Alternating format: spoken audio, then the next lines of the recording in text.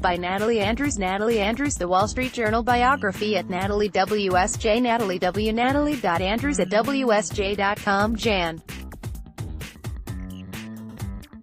18, 2020 12:01 a.m. Eastern Time. Senator Doug Jones, Iowa, walks to a hearing with his National Security Advisor Cissy Jackson through the Hart Senate Office building on Thursday, January 16, 2020. Photo, Alyssa Shukar for The Wall Street Journal. Washington. When Doug Jones arrived in the Senate as a Democrat from deep red Alabama, he could have sought to boost his re-election chances by siding with President Trump on high-profile issues.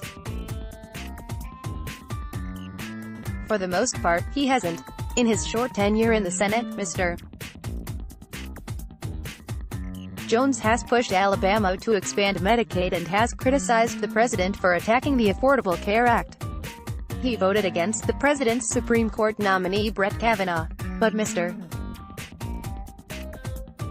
Jones hasn't been a party-line Democrat. He has voted for the majority of the president's nominees since he arrived in office, according to a tally by his office. Hot seat of the 35 Senate seats up for re-election this year, Sen. Doug Jones, Iowa, is one of the most vulnerable members of Congress. Senate seats up for re-election in 2020. By 2016 margin of victory 50R Republican Donald Trump won Alabama by 28 percentage points in 2016. Democrat 25R 23 seats up for re-election in states that Trump won. Trump won Michigan by 0.22 PTS. 0.12 in states that Hillary Clinton won. 2.5 Source, Cook Political Report. Now, as a juror in an impeachment trial for a president who is beloved in his state, the first-term senator is weighing each article, one on abuse of power and one on obstruction of Congress, separately. He could possibly split his vote, as 5 senators did in the case of President Bill Clinton. I don't think all of my colleagues will look at it this way, but from my perspective, I'm separating the two, he said in an interview Wednesday in his Senate office. Behind his shoulder, a monitor showed the House voting to name impeachment managers, the final step in triggering the Senate impeachment trial. It isn't clear whether any vote on impeachment could help him win re-election in the fall, where he will be on the ballot with Mr. Trump, who won Alabama by nearly 28 percentage points in 2016, said Jessica Taylor, who analyzes Senate races for the nonpartisan Cook Political Report. Doug Jones during a confirmation hearing in the Dirksen Senate Office building in Washington on Thursday. Photo, Alyssa Shukar for The Wall Street Journal. His fate may have been sealed before this, but it is certainly not going to help him, she said. An unusual set of circumstances brought Mr. Jones to the Senate. He ran in a special election in 2017 after longtime Alabama Sen. Jeff Sessions was nominated to serve as Attorney General. A Democrat hadn't represented the state since 1997. But when Republican nominee Roy Moore was accused by several women of sexual misconduct when they were underage and Mr. Moore wasn't, national Republicans polled their support and the race became competitive. Mr. Moore denied the allegations. Still, Mr. Jones only won the race by 2 percentage points. This year, he may take on Mr. Sessions, or Tommy Tuberville, a former Auburn University football coach, or Rep. Bradley Byrne. Mr. Moore is also running again, but is viewed as unlikely to win the GOP nomination. Mr. Jones feels he can best any of them. He has $5.4 million in the bank, while the GOP candidates will have to spend to get through a primary. What wins this for me is what we've accomplished in just 2 years, he said. I'll put that up against Jeff's 20-year record, the rhetoric of a football coach, or the 6-year record of a congressman. I mean, I'll put that up against them any day of the week. A December poll by Louisiana-based JMC Analytics showed voters oppose Mr.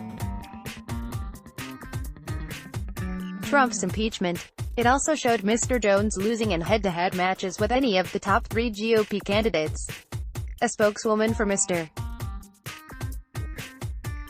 Jones's campaign says JMC's poll was off in 2017 and that their polling sample oversampled older voters and undersampled young voters.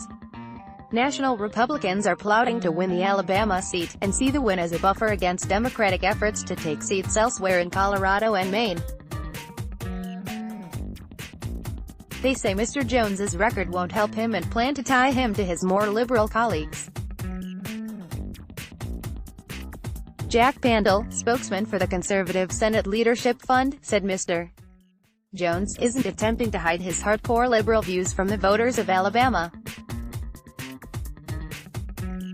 Clearly Jones has decided he'd rather audition for a low-level cabinet position in a Sanders or Warren administration instead of attempting to win re-election, referring to liberal presidential candidate Sens.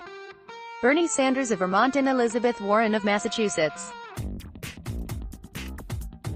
Mr. Jones is expected to get support from the Democratic Senatorial Campaign Committee and has been endorsed by the League of Conservation Voters and Citizens United. Campaign aides feel he can turn out African American voters and independent voters who helped him in 2017. A political cartoon hangs in the office of Sen. Doug Jones at the Hart Senate office building on Thursday. Photo, Alyssa Shukar for The Wall Street Journal. As an impeachment juror, Mr. Jones said he plans to look at how hard Democrats pressed for evidence as he weighs the obstruction article. The House declined to subpoena testimony from all of the witnesses it sought in its investigation. Investigators said the issue was urgent and that they had built enough of a case to show the president did pressure Ukraine, and then subsequently attempted to obstruct the investigation. The president has denied any wrongdoing. If the House is alleging, as they have, that they were obstructed, I think it's only fair to include, well, what did the House do, Mr. Jones said. As a U.S. attorney, Mr. Jones successfully prosecuted whistleblower cases and famously won the conviction of 2 Ku Klux Klan members for the 1963 church bombing that killed 4 African American girls. He has had an active role in advising his Democratic colleagues on calling witnesses and trial procedures. Senators from both sides of the aisle say they don't know how he will vote. It may well cost him his job, either way, said Senator Richard Blumenthal, D.Con. Doug Jones, second from left, is sworn in by Vice President Mike Pence, right, in the old Senate chamber of the U.S. Capitol on January 3, 2018. Photo, Andrew Hauer, Bloomberg News. He's a nice man. I wish he were a Republican. He'd have to change his views a little bit, said fellow Alabama Sen. Richard Shelby, a Republican, asked whether Mr. Jones could win in Alabama. Mr. Shelby said, I think the race will go Republican in the fall. Share your thoughts. How do you think Doug Jones's impeachment vote will affect him in his next election? Join the conversation below. Mr. Jones said voters won't buy GOP attacks on his record, and he has sought to cross party lines to get legislation passed. He worked to get permanent funding for historically black colleges and universities, of which Alabama has 14. Washington Senator Patty Murray, the top Democrat on the Education Committee, called the senator's efforts integral in getting the bill passed last December. Working with Sen. Susan Collins, R. Maine, he also secured a repeal in this year's defense bill of a tax that has prevented military spouses from getting the full benefits when their partners were killed. I've watched a lot of Democrats from Republican-leaning states and Republicans from Democratic-leaning states spend half their day worrying about their political future, said Sen. Chris Murphy, D.Con. Doug doesn't seem to spend his day worrying.